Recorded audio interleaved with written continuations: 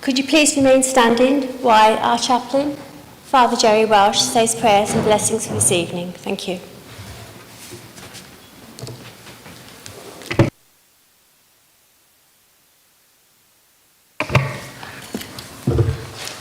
In the name of the Father, Son, and Holy Spirit. May the Lord, who went about doing good, be with you all.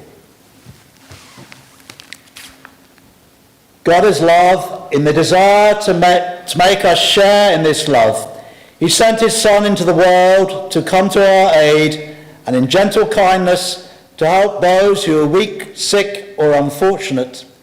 In his great love for all of us, Christ said that whatever we do for the least among us, we do for him. He called those who show mercy blessed of his Father and promised them eternal life. Let us then pray for the Lord's richest blessing on the members of Gloucester City Council who are devoted to helping their brothers and sisters. Lord of all our endeavours, give to Gloucester councillors and to this meeting courage to follow noble aspirations, strength to support worthy causes, integrity to seek the truth, and in all their civic duties be their inspiration and guide. We make this prayer through Christ our Lord. Amen. Where charity and love are found, there is God.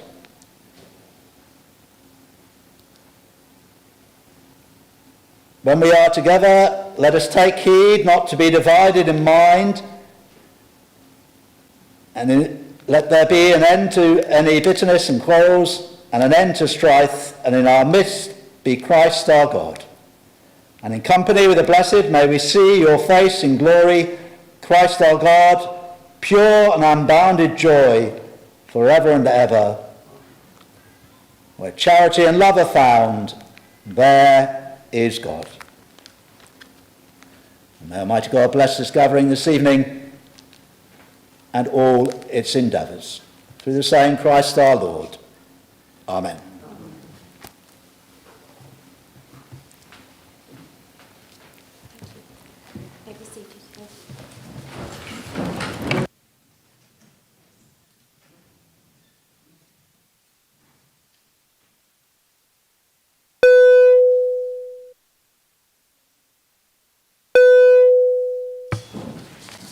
This meeting is being broadcast live, so please state your name when speaking because a fixed camera may not pick everyone up.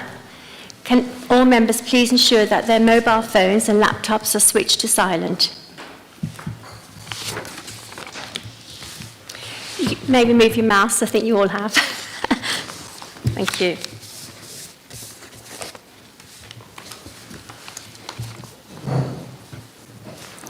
We have apologies from Councillor Field, Councillor O'Donnell and Councillor Chambers-Debus.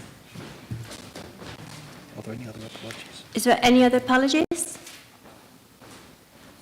No. Minutes. To approve a correct record the minutes of the council meeting held on the 24th or 21st. Just ask them if they're happy to approve. Are you happy to approve them? Yes, okay, approved. Would you mind signing them, please? I should give you a pen. They should be in front of you somewhere. There we go, just under there. That's it. On the back page, there's a place for you to sign. That's it, just say where it says chair.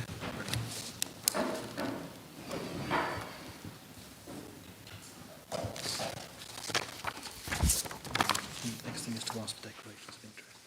Are there any declarations of interest? No? No. Okay. So, And there's that bit down there. I will read out the agenda, items that are available to be reserved for discussion this evening. If you wish to reserve the item for discussion, please indicate by raising your hand. The next bit, item 9. Item 9. Reserved for discussion? Yeah. Yes? Okay.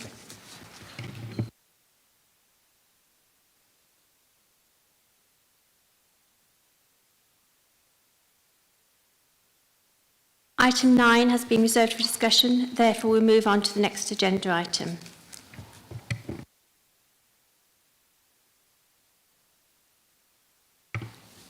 Public question time.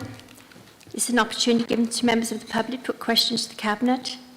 Members or committee chairs, provided that question does not relate to matters which are subject of current or pending legal proceedings, or matters relating to employees or former employees of the Council, or comments in respect of individual Council officers.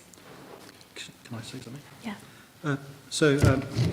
Madam Mayor, there is a public question, but the person is not present. So with your permission, we'd like to ask Tanya Davis to read out the question. Is that okay? That's absolutely fine. Thank Thank you. Councillor Norman? No, Tanya Davis. Oh, Tanya. That's it.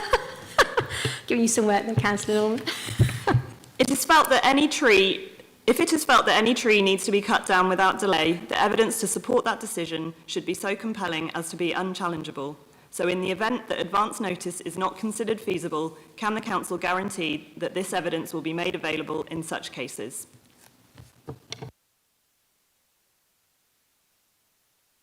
Councillor Cook, can you answer that, please? Madam Mayor, if the tree is in our ownership, on our land, then I'm sure that we can find a way to do that. If the tree belongs to another body, such as the County Council or on private land, it would be quite impossible to do that. But if it's on our land, one of our trees, then I'm sure that we can find a way to take photographic evidence to prove its unviability.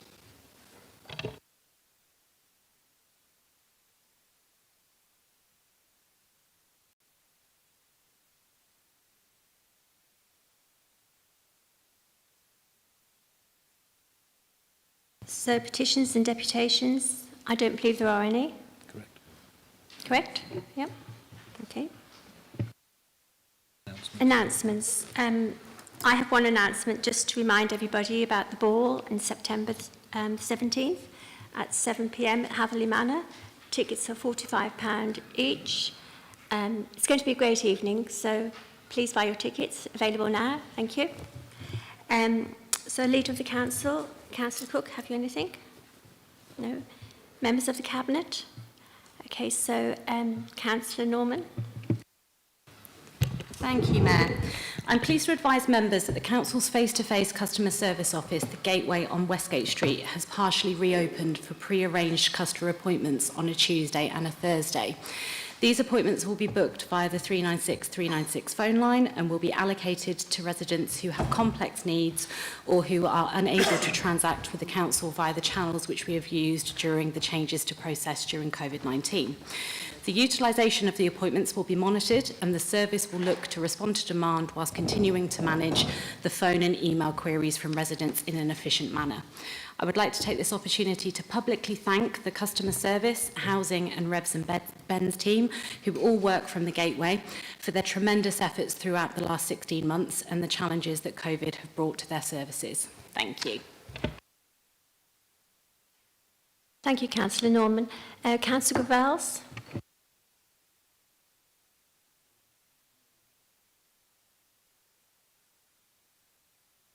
I would like to update Council on the recent examination in public of our city plan.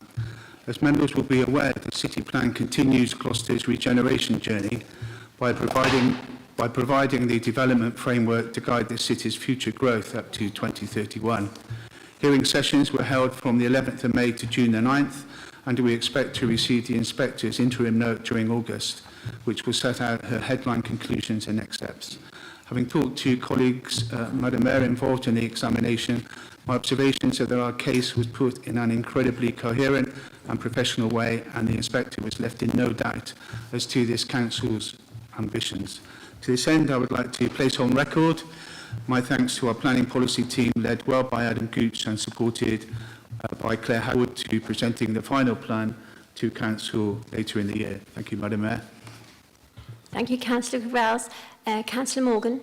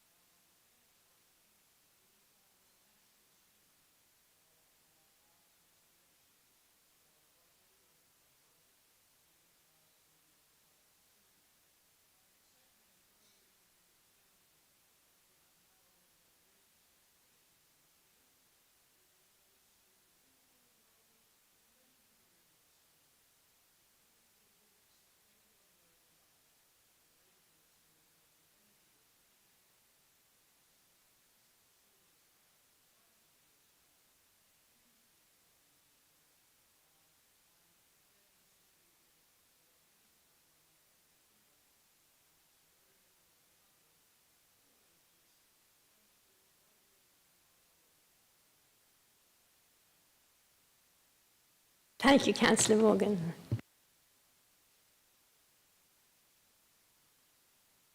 Chairs of committee.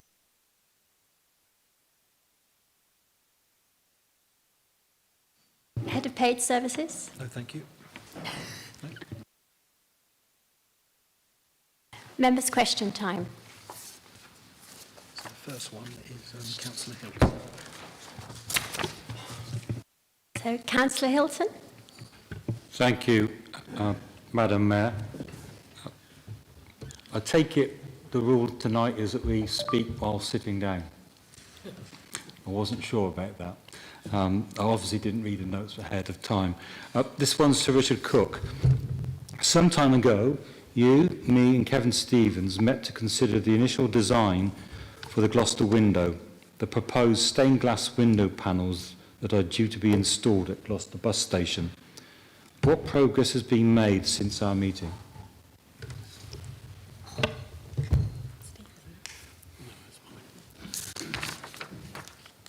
Thank you, Councillor Hilton. I've seen a couple of further offerings, and both of them I've made further suggestions. I expect that we will have a further opportunity, you, I and Councillor and Terry, to ensure that we have a final look at it ourselves before it's approved finally. Thank you. I thought it was a useful meeting that we did have, and I was expecting to see revised drawings from the artists following the comments that we fed back. You've just mentioned it, so just encourage you that I think Terry and myself will be keen to have another meeting to finalise the drawings and design before its work is started on them. Have you any idea when we're likely to see these panels installed in Gloucester bus station? I keep seeing questions on Twitter, usually directed at me, asking what's happened to the Gloucester window and the £100,000 that it's costing. We do want to see these installed as soon as possible, don't we? I would hope we could get it done in the next year. I would equally hope that it could be done fairly soon, but I'm sure that nobody would want them to go in the state that we looked at them originally, with all sorts of chronological inaccuracies. So I've seen further chronological inaccuracies. I've fed that back to officers who presumably have fed that back to the artists. And when I think that there are no further chronological inaccuracies, I'm sure that the officers will ensure that we have a meeting to sign off. Thank you, Richard. Second question, it's directed at you as well. The project to upgrade the subway running from Great Western Road to Bruton Way under the railway station has been agreed by stakeholders and is fully funded. When is the construction going to start on the subway, and how long will it take to complete? I am aware that that work will commence later this year, but I don't know what particular date, and I don't actually know how long it will take. I will try and find out and get back to you on those on that information. When we debated the matter at this council in November 2020, we agreed that the upgrade of the underpass was the highest priority as part of the railway station upgrade, and that work should start in the first quarter of 2021, if at all possible. We are now in the second quarter of 2021, and it's suggested that the work, I've heard, won't start until 2022. You suggest later this year. What do you think is going wrong with the project? Why can't we get on with it now? I think the difficulties that are taking place there is trying to herd cats. There are a number of different stakeholders involved in this, including Great Western Railway, including other stakeholders, and getting agreement from all stakeholders to get a move on with this is very difficult. I know that officers are working very hard to get that agreement, and the latest I heard was that they were hoping to get underway later on this year.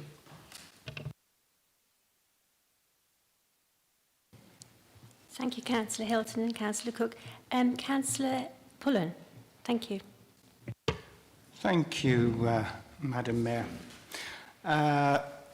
This question is a question to the leader, I guess in his capacity as Cabinet Member of the Environment. In the budget earlier on this year, the Labour group put forward a proposal for extra CCTV cameras and for additional staff to address the deteriorating fly tipping situation in the city. Sadly, the proposals were thrown out. But I am a bit surprised, or actually no, I'm not. I'm pleased to see that our proposals actually have been implemented and adopted, and that we have extra environment officers in post and funding for cameras. Could I just ask, how many cameras are there? What is the criteria for their deployment, and how can councillors get involved in this process?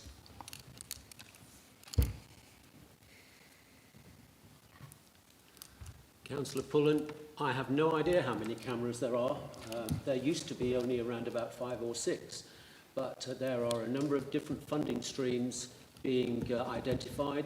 The OPCC and other streams putting money into this. So I dare say that we're going to increase the number of cameras quite substantially.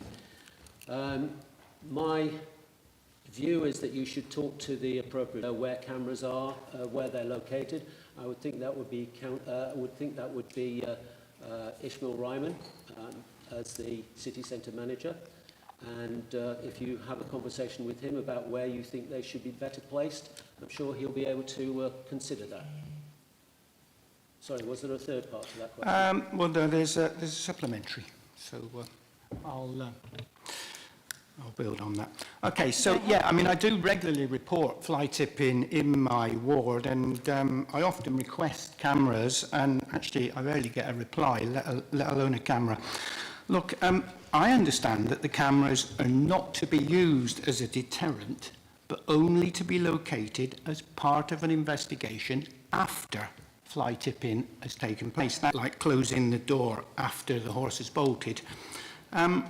Wouldn't it be more effective to deploy cameras in known fly tip hotspots? I know where they're in my ward. I'm sure Councillor Ackroyd, and I know Councillor Chambers de Boos knows where they are, and people in other wards know where their fly tip hotspots are. So wouldn't it be better to put those in place as a deterrent at the request of local councillors and of members of the community who know where those fly tip hotspots are? I think it all has to be prioritised according to the level of fly tipping in a particular area. We obviously don't have enough cameras to be able to locate one in every fly tipping hotspot, so we need to operate them as a deterrent where they are most valuable for us to act as a deterrent. However, with your knowledge and the knowledge of other councillors about fly tipping hotspots in your particular patches, if you talk to the officers about those, I'm sure that they'll be able to determine whether or not they are priorities.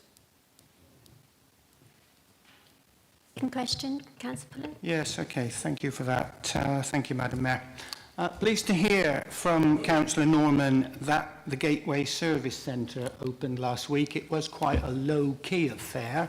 I was actually surprised that councillors weren't informed that it was opening, but nonetheless, I am pleased to see that it's open. Can I ask, what are the plans to fully advertise and promote that service to the public? And I don't just mean by social media, but how are you going to let the people of Gloucester know that that service is open? And can we have an assurance that the Gateway will soon return to its pre-COVID level of face-to-face service, including a drop-in service and not just appointments only? Can you answer this one, Councillor Norman? Thank you. Thank you, Madam Mayor. So, Councillor Pullen, the soft reopening was intentional. So to obviously make sure that the officers returning to the Gateway for the first time in 16 months were able to iron out any creases in respect of operational plans, reorganisation of the pods, so on and so forth. The fact that they only reopened last Thursday and we're here this Thursday so that I can communicate to that with members was definitely intentional.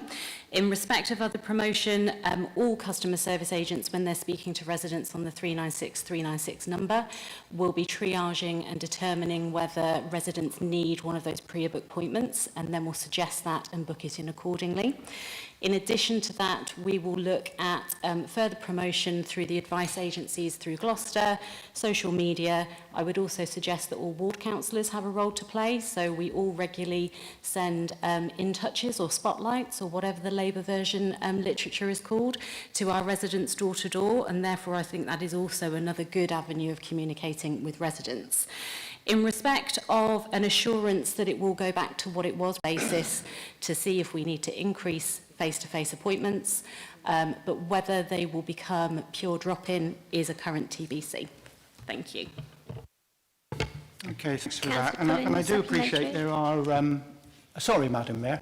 I do appreciate there are different ways of contacting the council, whether that's through phone, IT access or whatever. But I would remind Councillor Norman that there are an awful lot of people, much to my surprise even, who don't still have access to IT. So it's really, really important that we understand that.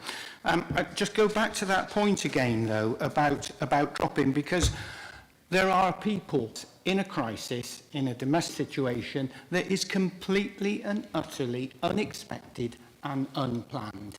And I do believe that we have to offer a drop-in service for them to meet their needs. I don't know what's going to happen to me tomorrow.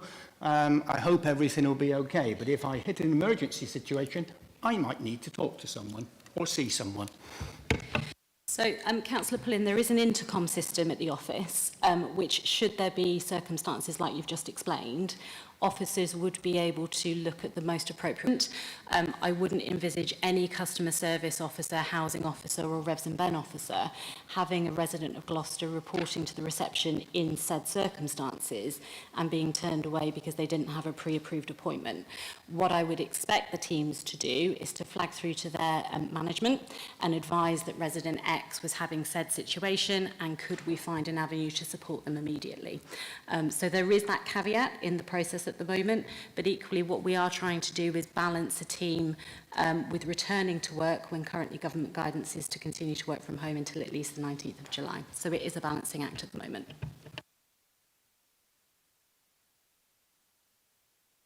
Are there any members that want to ask questions? Okay, Councillor Wilson. Thank you, Madam Mayor. It's a question to the Leader of the Council. It's a sad fact that the retail sector has taken a battering over the last year and a half. An inevitable consequence of this will be even more empty shop units in the city centre. Given that we must make the city centre an attractive place to visit and no one wants to see run-down and empty units, are we taking any mitigating or planning to take any mitigating action to ensure that the vacant shop fronts are at least presented in a reasonable light and maybe used to promote the history of the city, or at least superficially at least the street scene more attractive? Thank you, Councillor Wilson. Following a national tendering exercise, a local artist has been commissioned to produce 10 vacant shop units in the city centre. The vinyl installations will be unveiled simultaneously sometime this month and will be accompanied by PR and media coverage. Councillor Melvin is part of the project steering group and has been closely involved in the design and rollout of that project. Any supplementary? That's okay. Councillor Brown. David Brown. Dave. Yeah, thank you, Madam Mayor. I risk a double entendre in a reply here, but it's a question about the community toilet scheme, I think, to the Leader. With the ending of the pandemic on the 19th of July, where we can expect more people to come into the city centre, could you just update me, I might have missed this, but on the plans for relaunching the community toilet scheme in Gloucester?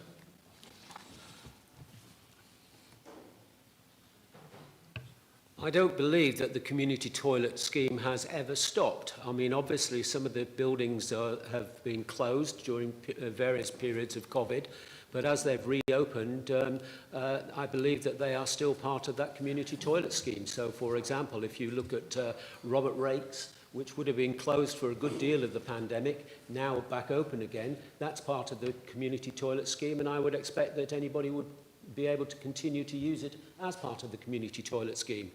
I would hope that whilst we still have risks from the pandemic, that they will have very careful hygiene routines established, and at any risk involved in reopening those where they've been closed. But as far as I know, there are no changes to the scheme, so it should continue as normal or as it used to be. Supplementary? Yes, thank you. I'll come back on that. As the service has continued, then the flip side of that is payment for the service to the organisations. I'm aware of one organisation that hasn't received payment even in the quarter before March of last year. Could you help me at least chase that one up and look into how this has been funded in the last year plus, please? Yeah, absolutely. Just send me the details of where payment has not been made and I'll look into it. Councillor Hyman.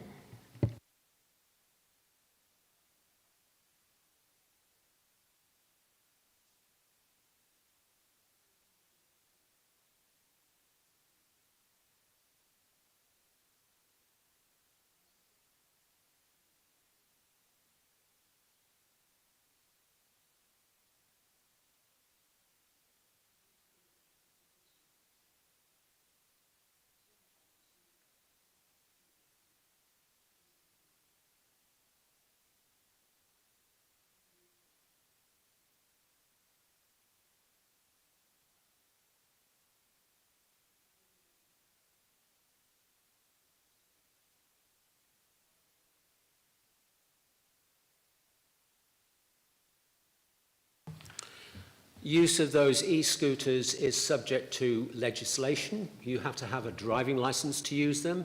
They are covered by insurance by the supplier, who is a company called Zwings. Zwings put out marshals who try and monitor as far as possible the use of their e-scooters.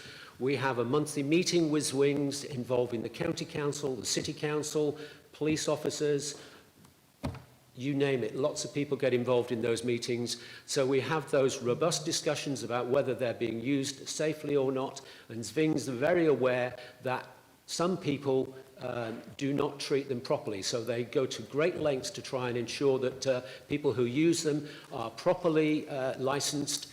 That makes them properly insured through Zwings and ensures that they're ridden on the roads as safely as possible. And their own marshals are constantly intervening with people who they feel are not riding those e-scooters responsibly to ensure that they are riding them responsibly. When it comes to privately owned scooters, e-scooters, that's a police issue because they are still illegal. Have you a supplementary?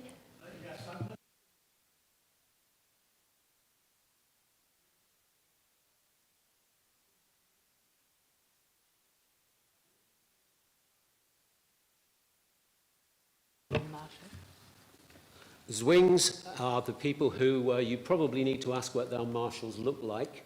I will take note from this and forward you the invitation to the next meeting with Zwings so that you have an opportunity to ask questions of them directly.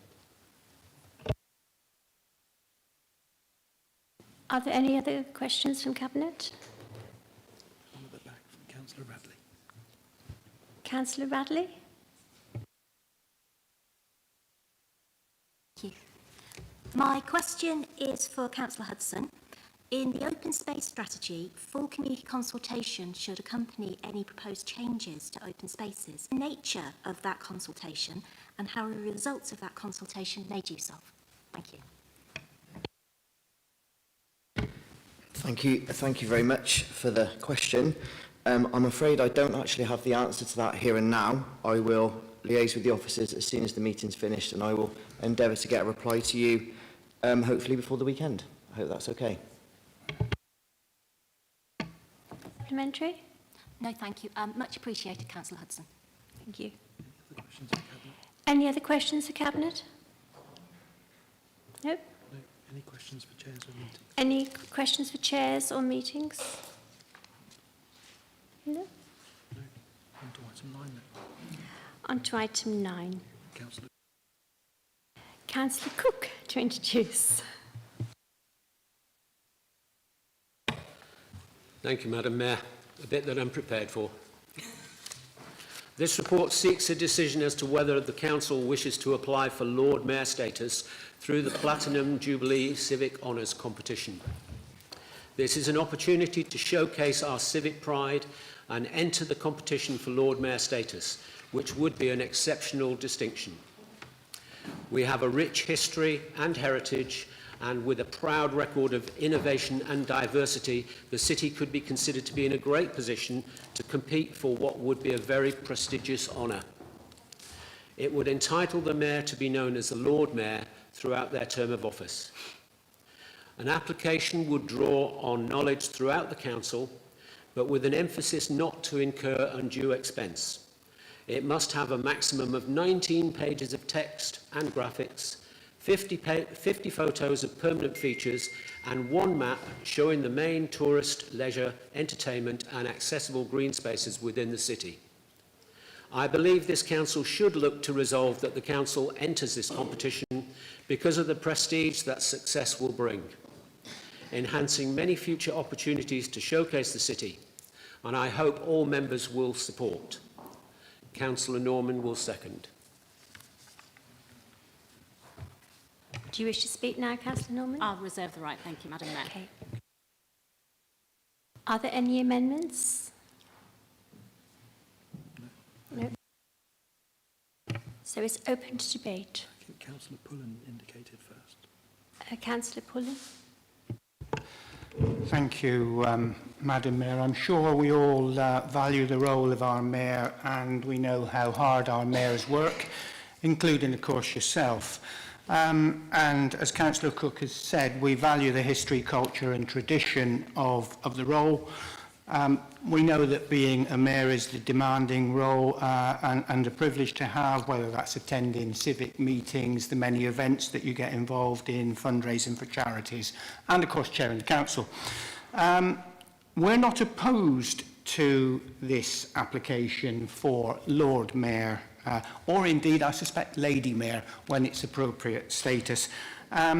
We understand it is purely a change of title and the insertion of the word Lord or Lady front of the word Mayor.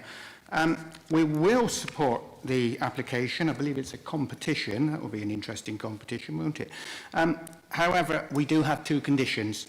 First of all, we would want an assurance that there is no cost involved in the application and that there is no additional mayoral expenditure. I believe the latter to be the case. And actually, we will want the people of the City of Gloucester to be consulted on the proposal as to whether they feel we should have a Lord Mayor as opposed to our current mayoral status. After all, the Mayor is the first citizen of this city and the first citizen of the people of Gloucester. So I believe it's absolutely right that the people of Gloucester should be asked. Councillor Joanne Brown. Thank you, Madam Mayor. It is a pleasure for me to be able to speak in this debate. Just to be in this room in Gloucester Guildhall is to be part of Gloucester's history, as this building used to be the venue for meetings of the Gloucester Corporation, the predecessor of what became the City Council. Like many of us here today, I was fortunate to be the Mayor of Gloucester myself, and the first American-born person to hold that honour.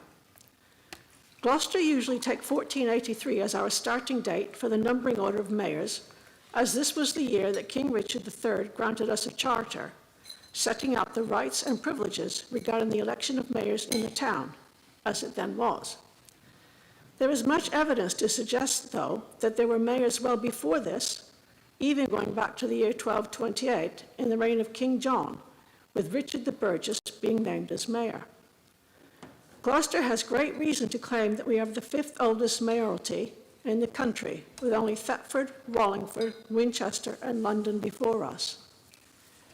If Gloucester are fortunate enough to be granted Lord Mayor status, we will join 23 cities who already have that title.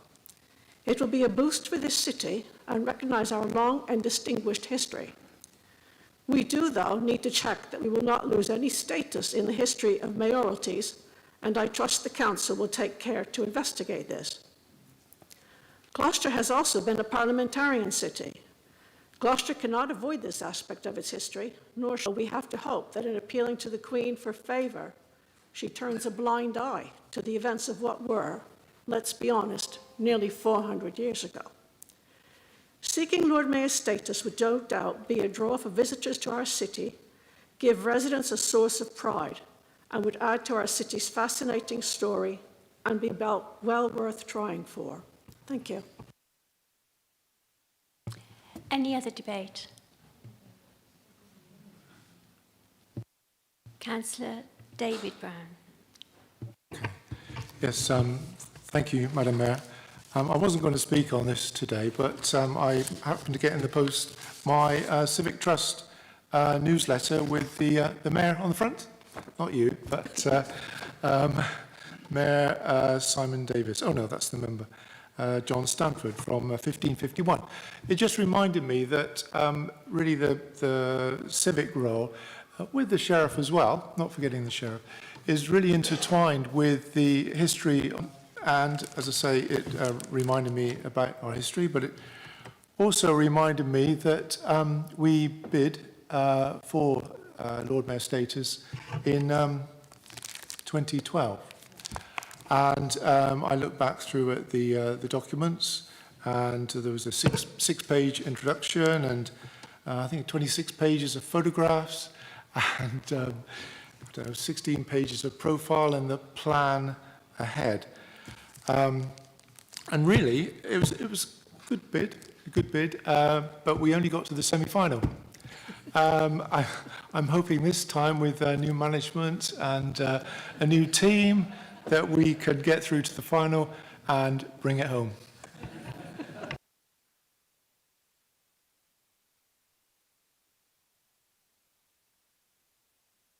Any other debate? Councillor Norman. Thank you, Madam Mayor. I'll speak now.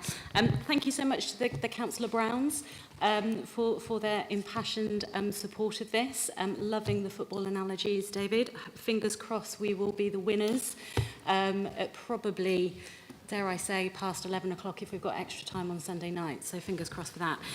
But in regards to Councillor Pullen's comments about finance, I would just refer him to 9.1 of the report, which makes it clear that there isn't an expectation for additional budgets to be issued for the purpose of this application. The only cost we see we would incur would be for officer time, which would be handled within existing budgets. And we truly believe that the benefits of being awarded such an honour would be well worth that investment. So very much hope that all members of the Chamber can support this evening. Thank you. Councillor Cook, could I ask you to sum up, please? I'm glad to see support from everybody here. I think all Councillor Pullen's questions were answered. There should be very little additional cost in terms of consultation. I think we can probably manage a consultation via our Facebook means. It would be a very sensible way of doing it, and that would be at very little cost. So I feel on that basis that we would be able to move ahead with this and have support from all sides of the House to this report.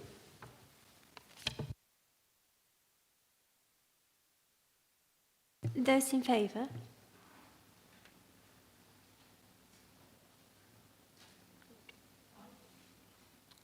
Looks like everyone. And those against? Those against? Abstentions? Abstentions?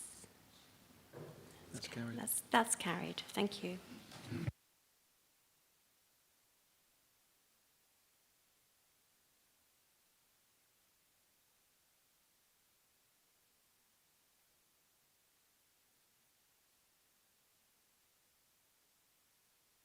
So we're going on to item number 10 now, and this is appointments.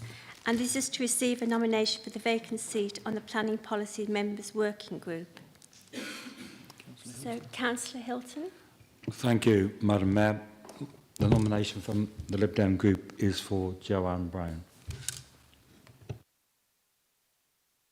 Are there any other nominations?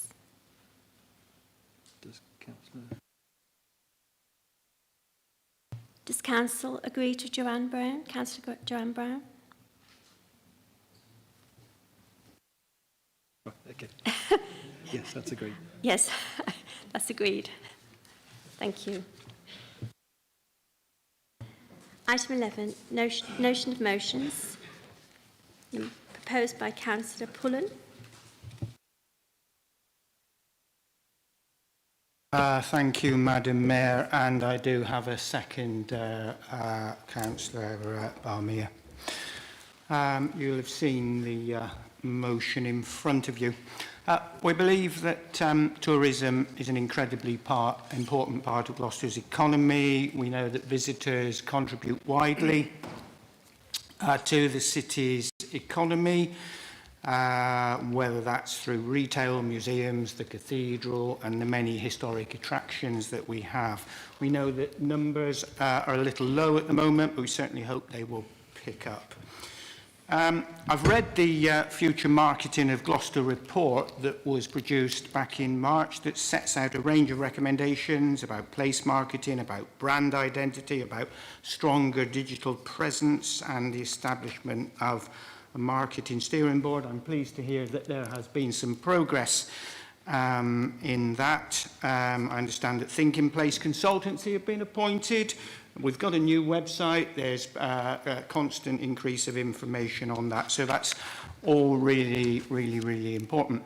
But we need to consider what happens when visitors physically arrive in Gloucester. And I mean visitors from overseas, visitors from within the UK, and visitors, of course, from within our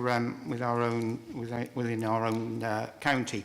Where do they go to orientate themselves? How do they find themselves around the city? How do they make the most of everything that we have to offer? And of course, the answer is our Tourist Information Centre.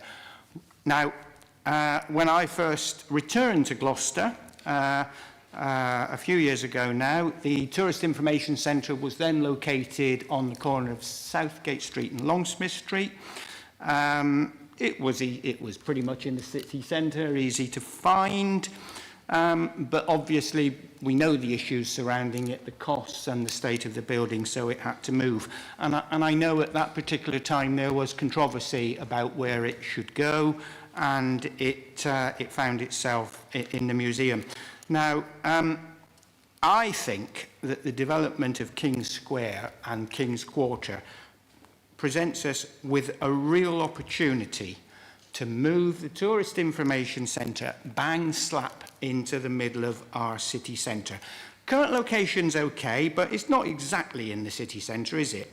It provides a good service, and with the greatest respect, the staff do a good job. But as I said, by relocating it somewhere into King's Quarter or somewhere into King's Square, it puts it bang slap in the middle of the city centre. Close to transport hub, bus station, close to the railway station, close to the new hotels and everything else that is on offer in the new provision, which is going to be great. So, this motion is asking the Council to explore some options and consider relocating the Tourist Information Centre into King's Square, into King's Quarter. We believe that that will enhance what is already a pretty good service. It will improve its offer, it will improve footfall and visitor experience, and it will make sure that people come into our city can take full advantage of everything that we've got on offer. Now, you can have the best marketing, the best websites, the best social media in the world. What we really need to complement that is an excellent tourist information centre, bang slap in the city centre, so that people can make the best of everything that we've got in the city. Thank you. Do you have a seconder? Councillor Barmy, Madam Mayor. Do you wish to speak now? May I reserve my right to speak? reserve the right. Yes, okay. Any amendments? No. On to debate. No, on to debate. Councillor Morgan? Thank you, Madam Mayor. I'm very grateful to Councillor Pullen for bringing this motion, which does shine the spotlight onto our Tourist Information Centre and the excellent service, as he gratefully acknowledges, that it provides, the enthusiastic staff we have there, and the way that they have adapted to moving into the museum and working in a new location. I think it's fair to say that the problem that there is in locating a tourist information centre is quite clearly shown by the detail actually in this motion, because it refers to the city centre. Well, the problem is some people would think the city centre is the Cross, and other people would see the city centre as being towards the docks because there's a lot of activity there. So sadly, there's no ideal optimum place to put a tourist information centre. And as Councillor Pullen has alluded, the actual requirements of people to a city such as ours has changed hugely now. So there is far more online activity, which doesn't require necessarily the bodies and the actual physical presence of a tourist information centre. Now, I'm prepared to accept, and the administration is prepared to accept this motion simply because we understand meaning and we understand that it is trying to, sort of help. However, I do have to make it quite clear that exploring options and considering relocating, these are done as a matter of course by officers when they're reviewing the service, albeit it's 18 months. But when we get back up and running again and, in full operation, officers will then see the flow and see where the activity is taking place. So we're not ruling out forever and a day the fact that the Tourist Information Centre might relocate to another location. But at this moment in time, there is no good reason for us to do that. There is no business case for us to change what we already have. We're very grateful for people such as the Civic Trust, who do act as a tourist information centre, and the people at St Michael's Tower, who help tourists. And we do accept that there is always more that can be done, but within limited resources, we have to use those to the best ability that we have. And our people really are our greatest asset. They're the ones who are able to act as tourist informations. So, excuse me, Councillor Morgan, 8 seconds. Okay. All right, thank you. Need you. to start winding up. all right, so thank you, Councillor Pullen. We understand that, but we will keep an open mind for the future. Thank you. Councillor Wilson? Yes, thank you, Madam Mayor. I would just like to say that I'm very happy to support this motion. I'm sort of thinking back to the original decision to move out of the previous location of the Tourist Information Centre. It was done on the grounds of cost. The building was in a terrible state, and it would have cost us a fortune to have kept them there. And I think one of the proposals was to move it in here, and then in the end we decided for the museum. But if you read the motion, it's only calling for us to consider relocating, as Councillor Morgan has said, and it is something that we should always, an option we should always be keeping open. An interesting point from Councillor Morgan as to where exactly the city centre is. I rather suspect that in time, of the new King's Square, King's Quarter, that could end up in people's minds being the city centre, certainly if it's as successful as we wanted to. And certainly, again, people arriving via the train station, that's the route they will go in towards the city centre. I do remember years ago, an old Guardian article, they used to have a thing called Let's Move To in different parts of the country every edition, and this one was Let's Move to Gloucester. And the guy who wrote the story unfortunately arrived by train and didn't have a very favourable first impression, and it was a very negative, depressing article, although there were some good points in it, but it just sort of showed you where our Achilles heel was. Certainly, if we get the station right and we get the forum right, I think that will fix an awful lot of things, and that's probably where you might want to have a tourist information centre. Now, it's probably true there's no business case right now, but that may not be the case in 1 or 2 years' time, and certainly I think we will have a much brighter option and brighter outlook in a couple of years' time, which might justify it. So certainly I would support keeping that option open, and we'd be very happy to support the motion. Thank you. Councillor Hyman. Yes, thank you, Madam Mayor. I actually believe that we should really have an information centre in the middle of Gloucester, wherever that is. If you look at a lot of cities throughout us, they have information centres which actually work, and they're actually in decent locations, and they're not shoved away in the museum. So, I would support this motion, and I think it should be looked into.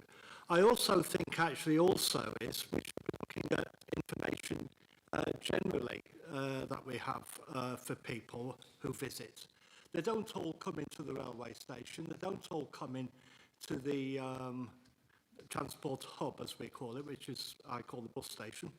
And, they actually also come by coach, and there's quite a few a day now, into Westgate Street car park. So why can't we have proper signage in Westgate Street car park advising tourists about the city and landmarks, whatever? We have an historic city, so why do we really make something of it? Thank you. Any other debate? What's her name? Councillor Conda. Councillor Conda. Thank you, Madam Mayor.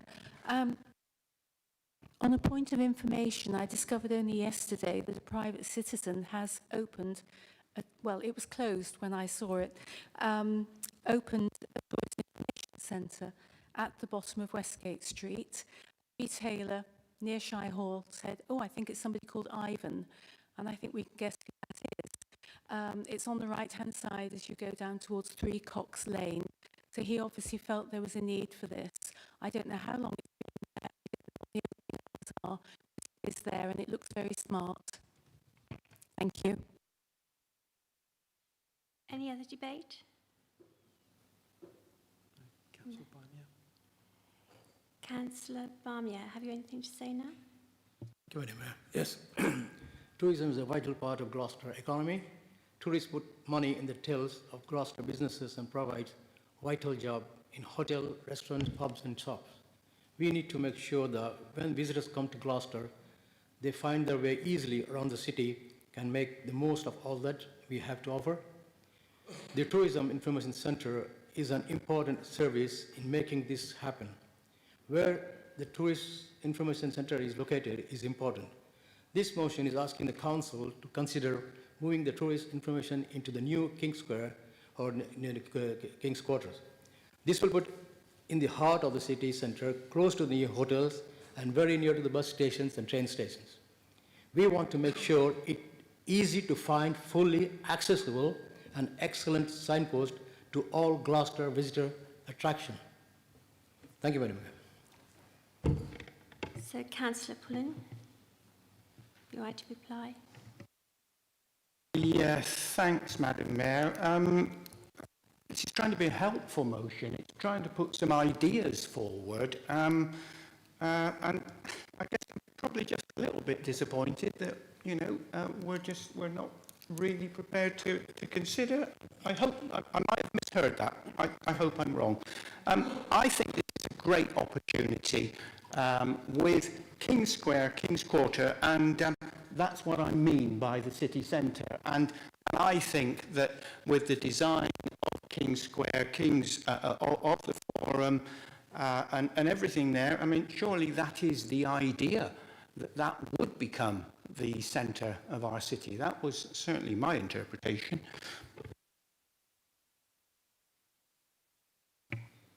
On to the vote now. Can we see hands raised if you agree? Those in favour?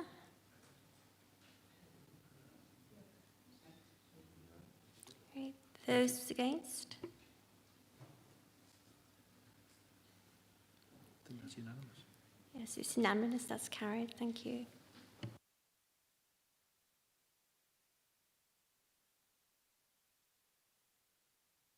Councillor Hilton? Thank you. Thank you, Madam Mayor. We know that city and town centres are changing quite a lot, and they have been changing over the last few years.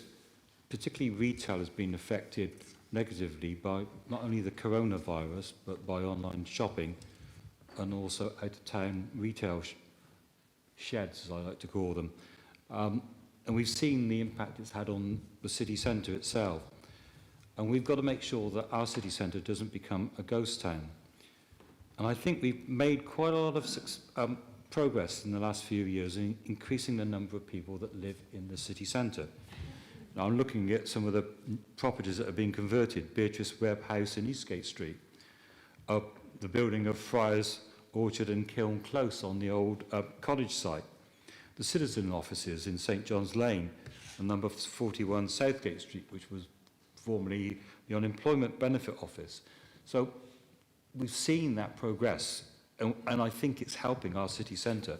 But I do think we need to do more and increase more opportunities for people to live within our city centre, to have more of a continental feel about our city centre. This motion is asking the Cabinet member to do a site search and report back with an action plan to do more than what we're doing at the moment. I'm not criticising what's been done, but I think we need to take the opportunity, particularly as we know businesses are going to change. I understand Gloucester City Homes, for example, is moving on to the first floor at Railway House because they're going to use less space, because they're going to have more people working from home and coming in maybe 1 or 2 times a week. So we know there's going to be a change, and having accommodation for people to live and work in the city centre, I think would be a really good positive step forward. Andrew Gravel's mentioned the city plan and how it's being looked at by the inspector. The city plan runs until 2031. It is 900 dwellings short of the target it needs in the whole, but that's within the city council boundaries. Quite a lot of our housing need is going to be met from developments taking place in the Tewkesbury district area. And when you look at the new sites that we've allocated in the city plan, there's 22 of them. Only 5 of those sites are in the city centre. And when I talk about the city centre, I'm talking about the city centre as it's defined in the city plan, plus a number of other areas that are on the edge. I'm thinking like Brunswick Road and where ecclesiastical insurance is. And that's an example of what do we do about that one. If they're moving out, do we look at converting that back into residential? If you look at the Brunswick Road area, you'll see properties that were residential that were converted in the 20th century into office accommodation, solicitors. The former leader of this council, Peter Robbins, had his business there. It's not there any longer, it's apartments. So I just think that we need to have a proper, good look at this. And that's the reason for moving this notice of motion. So it's not a criticism of Andrew Gravel's in the work he's been doing. And I know he says he's got a list, but we need a list, and we also need to look at whether we can improve on that list. Looking at the future as well, we've had conversations about the indoor market. We know the indoor market, as far as retailing, is not in an ideal location. It's at the back end of it. It suffers from not having throughput. And whether we can move the indoor market into another location, a better location in the city centre, where it can trade better and encourage that. But we can use that site to build more city centre housing. So I'm asking you to do that. We know, for example, that the Sainsbury's store in Northgate Street, it closed. And I think one of the reasons why it closed is there wasn't enough people living nearby to keep it trading. But it might well be the case in 5 to 10 years with the plans that are already ahead and plans which we could improve on, that stores like that would survive in the city centre and thrive. And that would, again, encourage more people to live in the city centre. So this is why I'm asking Council to support this motion I'd like to see a situation where 50% of the 900 shortfall is provided within the city centre. That's 450 new places that we haven't identified as of yet. And I'm suggesting that the area that we look at is wider than the actual defined city centre in the city plan, and that's agreed between myself, Angela and Andrew Gravel. Okay, Councillor Hilton. Okay, thank you. That's thank time. you. Thank you. Have you a seconder? Councillor Conda. Councillor Conda, do you wish to speak now? Yes, thank you, Madam Mayor. It is often said that when buying a house, there are 3 points to consider: location, location, and location. When choosing to provide homes for others to live in, we as a council not only need to consider location, but also value and opportunity. Here in Gloucester, we have a great location and connectivity. We also have reasonable land values. Now we also have the opportunity to create homes for the next generation of Gloucester residents. Whether they're single or a young family, working or retired, many people are attracted to the idea of living within an urban environment, which provides a range of employment and facilities close at hand, together with a sense of community and easy access to leisure, sporting and cultural activities. Cities around the country are in the process of reinventing themselves, and Gloucester must demonstrate that we have the energy, flexibility and foresight to adapt, to shed our least loved retail units and to renovate others, providing affordable and environmentally friendly homes. This will be a challenge. We need to match the offer of the new apartments around the docks and at Greyfriars, for example. The city centre cannot offer waterside views, but it can offer privacy, quiet and a sense of history. The exciting redevelopment of the Forum, King Square and other focal points around the city will attract these new urban dwellers, and with them will come the new businesses and other ventures which we all wish to see take root in our city. Thank you.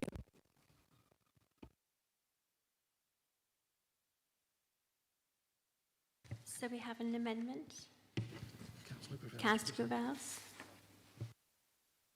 Thank you, Madam Mayor. I formally move the amendment standing in my name. As Councillor Hilton well knows, and as all returning councillors know, this administration continues to make good progress on the regeneration of our city centre area, and including in that is progress on some key city centre sites, which we believe can help us to provide more homes here in Gloucester. And Madam Mayor, I'm glad to have this opportunity at this point to thank our City Council colleagues here for the innovative and tireless way they've worked all through the pandemic to help this city move ahead, and especially when it comes to issues around housing and homelessness.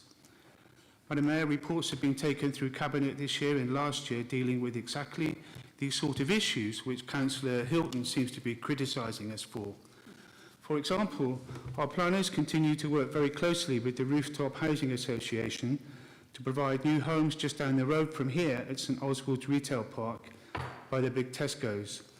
It's a partnership scheme with Rooftop to develop 300 new homes. 300 new homes, Councillor Hilton, and this represents the best opportunity to develop this site which we've seen in many years. And our City Council staff are in close contact with Homes England as well. We can't do it on our own, to secure their financial support and their moral support and funding to enable this scheme to proceed, just as we did, and they ensured that the 100 units at Black Dog Way were built just opposite St Peter's Church, again, down the road, city centre. Councillor Hilton, as he knows, as a group leader, is aware of all this and other schemes too, because at my instigation, when I took on this portfolio, I offered him and Councillor Kevin Stevens regular and confidential briefings on issues affecting my cabinet role. And he's right up to speed on St Oswald's, a scheme on brownfield site with 200 of those 300 homes being affordable homes, right on our doorstep. It couldn't be much closer. And that scheme at St Oswald's, by the way, if we can pull it off, includes for the first time in many years social rent homes. And that is a big plus, and it's thanks to the government and Homes England that for the first time in many, many years we are able to build properties with our partners, or enable rather our partners to build properties and then rent them out using social rent. That will make a big difference to people who are struggling financially.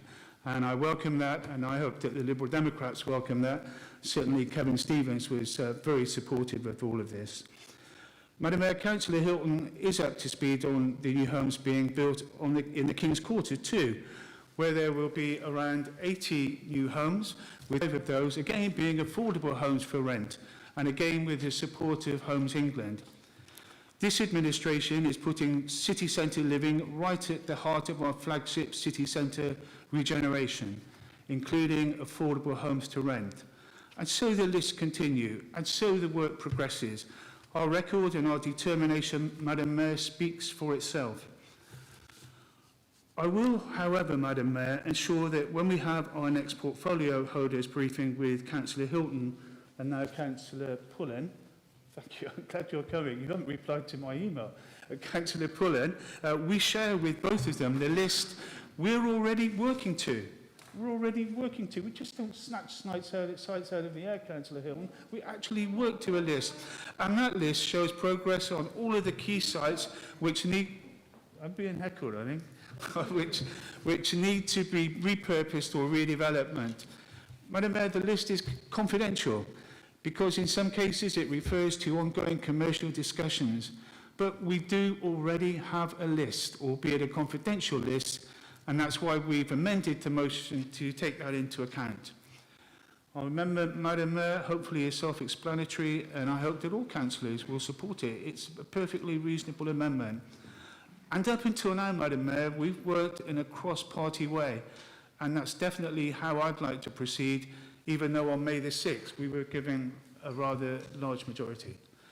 I really do hope that on major issues like these we can put political point scoring to one side and work together to show developers and government funding organisations that when it comes to key issues like new housing, affordable and market sales, we as a council speak with one voice. Madam Mayor, that's what developers want to hear, and that's what the people of Gloucester want to hear.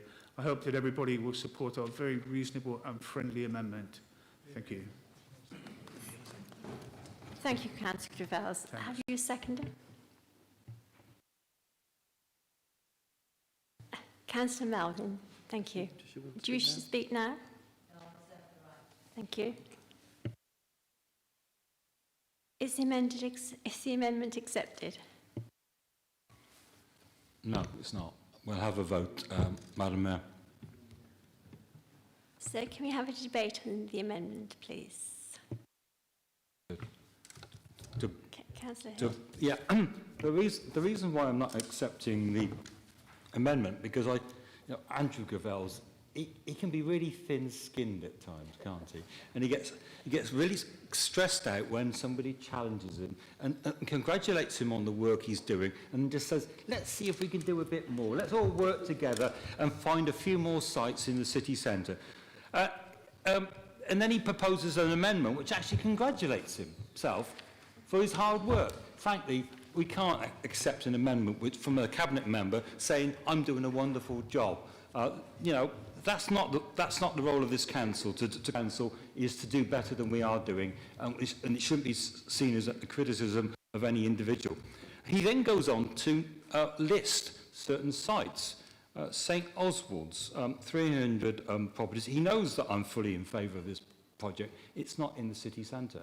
It's also in the city plan. It's one of the listed sites in the city plan. Similarly, the 80 properties in King's Quarter. He knows that we're in favour of that and we supported all that. We've supported the Forum and the King's Quarter development. Again, that is in the city council site. So Andrew Gravels has not suggested any new sites or any projects that are going ahead which will deal with a 900 shortfall that the government requires us to find. And I'm suggesting we need to find some of those in the city centre, because not only will we be meeting our government targets, we will in actual fact be helping to boost the city centre. And with the impact of the coronavirus, there may well be changes in usages of properties that means that things will change in the way that they operate.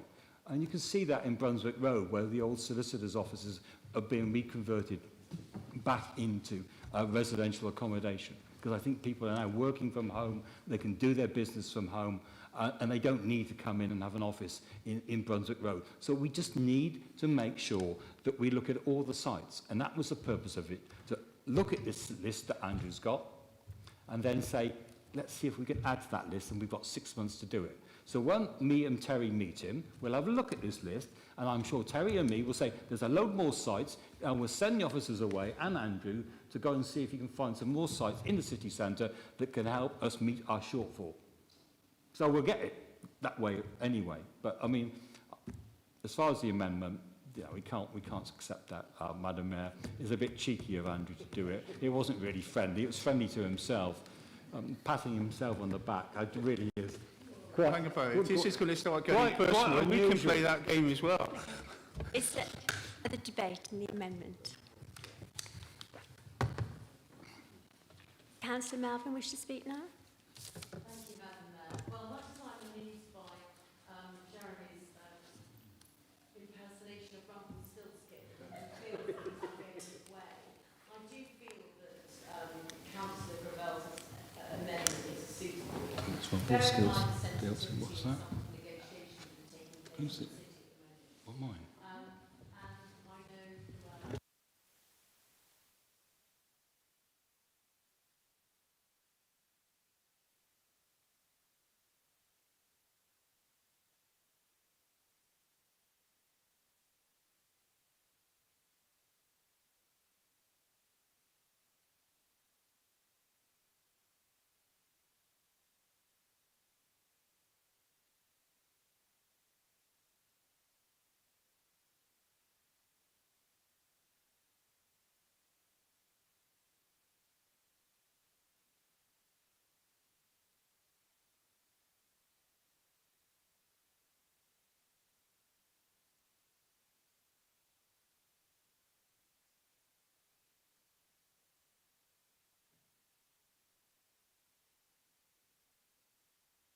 To go on to the vote now, please.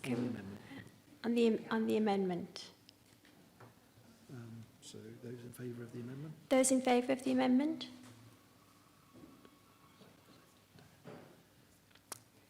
Those against? Yeah, the amendment's carried. So that becomes The amendment's carried. That becomes the substantive motion. That's a substantive amendment. That's the substantive motion. Motion, That's it. okay.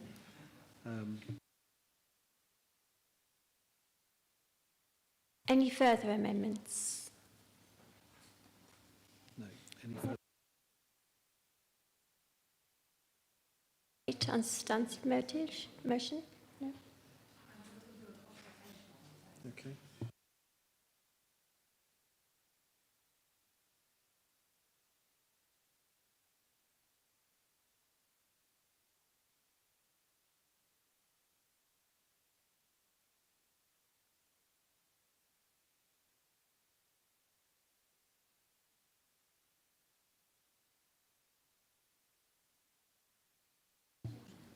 Is there any further debate on substantive motion? Councillor Hilton, that's Councillor Hilton. So, Councillor Hilton, can you sum up, please? Thank you, Madam Mayor. I'm pleased to see that we managed to keep this a pleasant debate, even though we've disagreed. And as far as Councillor Melvin's comment about commercially sensitive information, we understand that, and a list can be in two parts. It can be that can be put in the public domain, and that can be put in on the green papers or private. We will abstain on the substantive motion, but we have a way around it because Andrew Gravels has said that he's going to invite me and Terry to see the list, and we'll do what we want to do in another way and gee him up. But it is my job as an opposition councillor to get these debates in the public domain and not to have private briefings from cabinet members and then think nothing gets discussed in public. That's the purpose of full council, to debate these issues, to let people know what's going on. I'm sure quite a number of the new members of the Conservative group will have learned something today by just listening to the debates that they've received, because not all this information will be passed on by cabinet members. So it's usually quite good for us as opposition councillors to challenge the administration constructively, to get things out in the open and to make sure that we do the best thing we can for the people of Gloucester. But we will abstain on this motion now it's been amended, because it congratulates the cabinet member and we can't put up with that. So can we have a vote on the motion as amended, please? Those in favour? Those in favour? Those against? Those against? Abstentions? Abstention? That's carried. That's carried.